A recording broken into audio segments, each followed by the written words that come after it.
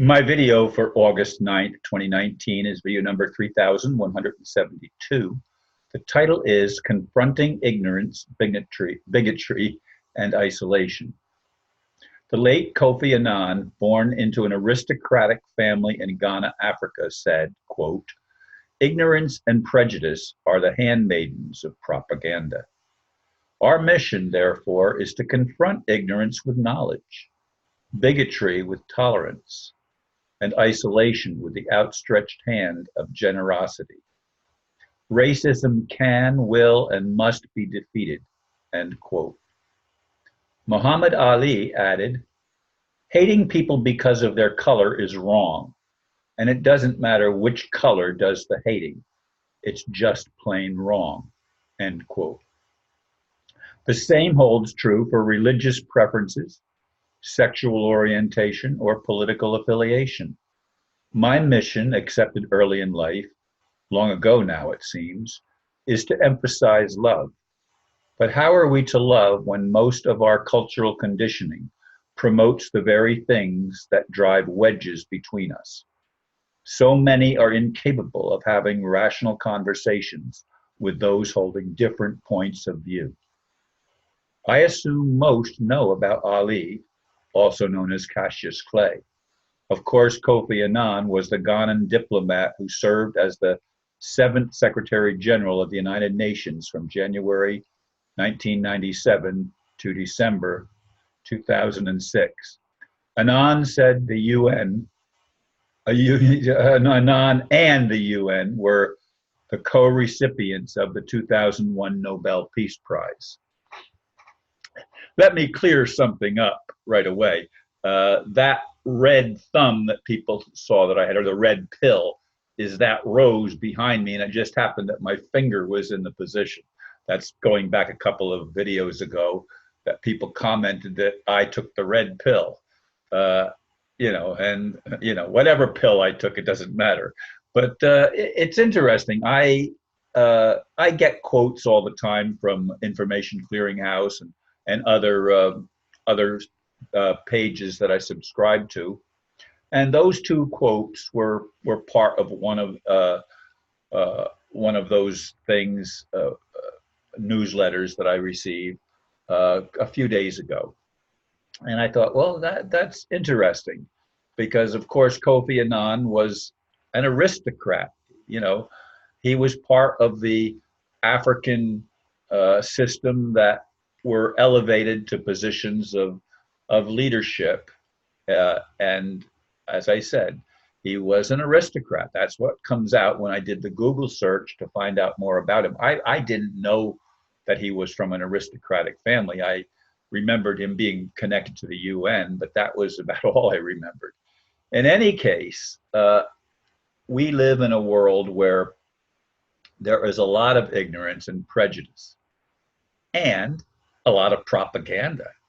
I mean, give me a break. Everything in our world that is presented by people of various persuasions and nationalities and races, everything has a particular point of view.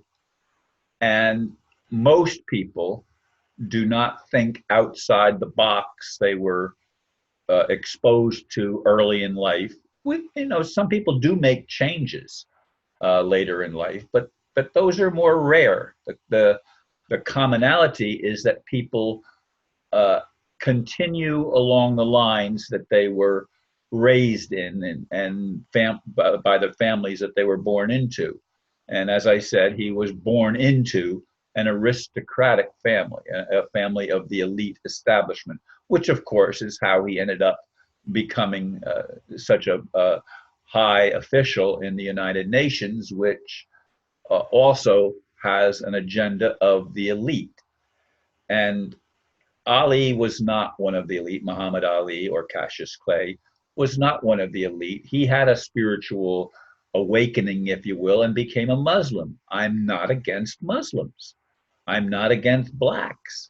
I'm not against Christians or Jews or any particular religion or nationality or race. Because to me, if we don't learn how to love one another, we're going to end up receiving the same results that Earth has been experiencing for a long time, according to some people.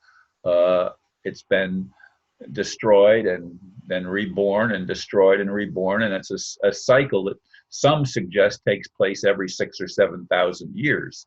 I don't know if that's true or not, but that is what some people are putting out.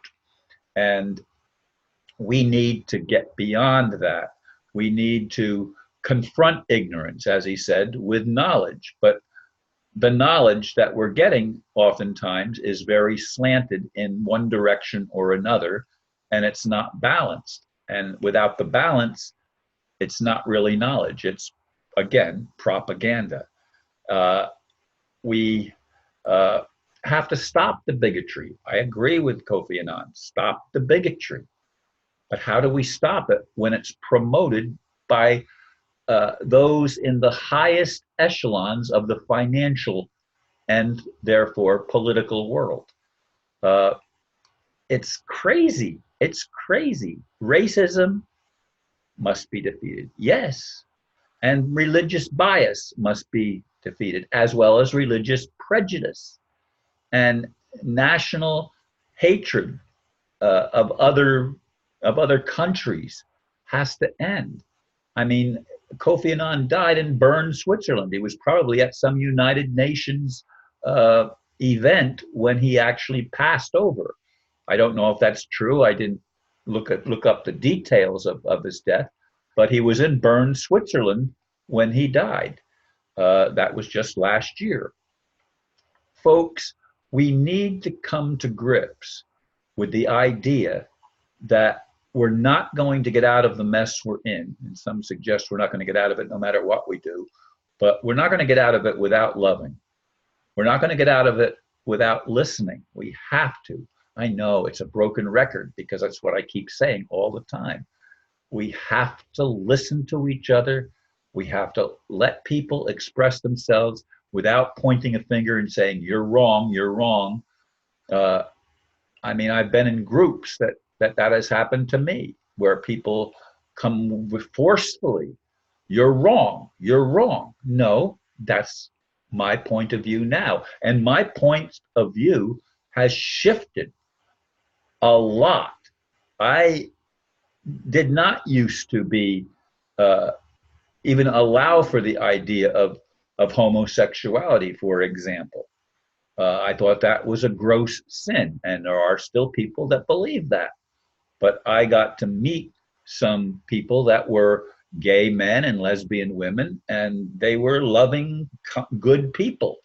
And so I realized that condemning somebody because of their orientation is not going to build the bridges that are needed to reconnect us. Now, having said that, I always feel like I have to throw in, I'm not talking about adults having sex with children. To me, that is absolutely, it's insane to me. And yet, to those that do it, well, they're sucking life energy out of the children, I guess. That's what some suggest.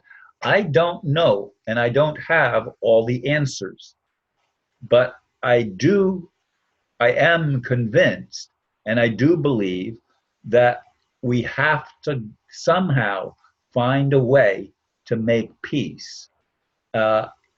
And peace, we don't get prizes for being peaceful.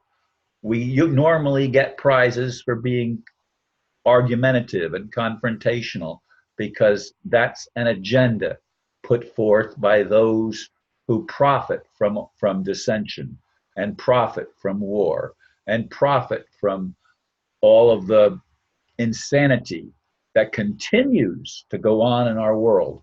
Will we wake up? I keep praying for that, and as I said, I pray for God to help us wake up. Will that happen? Some suggest that there is no God, that it's just all extraterrestrial stuff.